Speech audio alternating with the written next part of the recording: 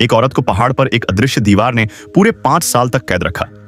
वह दीवार के दूसरी तरफ की दुनिया को साफ देख सकती थी, लेकिन चाहे जितना कोशिश करे वह उस पार नहीं जा सकी। उसने दूसरा रास्ता चुना, लेकिन वहां उसे और डरावना दृश्य दिखा। 2 बुजुर्ग लोग अपने घर के सामने थे। नैना उनसे रास्ता पूछती, लेकिन अदृश्य दीवार उसे फिर से रोक देती। चाहे वो कितना भी चिल्लाती, उन्हें सुनाई नहीं देता, जैसे कि समय उन दोनों के लिए रुक गया हो। और भी अजीब बात थी कि नल से पानी बह रहा था और बुजुर्ग के हाथों में लग रहा था। यह दृश्य देखकर नैना वहां से भागकर अपने घर में आ गई। अच्छा यह था कि वह अकेली नहीं थी। उसके पास एक वफादार कुत्ता था। 3 महीने बीत गए, लेकिन वह बुजुर्ग दंपति वैसे ही स्थिर रहे। ये बात इतनी डरावनी थी कि अगर वे मुर्दे होते तो अब तक सड़ चुके होते।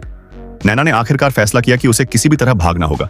उसने कार चालू की और पूरी स्पीड से दीवार से टकरा दी, लेकिन दीवार को कुछ नहीं हुआ। उल्टा उसे चोट लग गई। फिर भी वह रुकी नहीं। वह पहाड़ों पर चलती रही, लेकिन वह चाहे जीत ना चले, लेकिन इस अदृश्य दीवार को पार नहीं कर पाती। आखिरकार उसने हार मान लिया और यही खेती करने की सोची। उसने आलू उगाए। जब उसे मांस खाने की इच्छा हुई तो वह अपनी बंदूक और वफादार कुत्ते के साथ जंगल में शिकार करने गई। एक दिन उसे दरवाजे के बाहर कुछ हलचल सुनाई दी। दरवाजा खोला तो एक भीगा हुआ बिल्ला दिखा। नैना ने उसे पाला और अब उसके पास छोटे छोटे जानवर होने लगे, लेकिन उसका कुत्ता ही उसका सबसे पुराना साथी था। वह सिर्फ कुत्ता नहीं था, उस अकेली का सहारा था।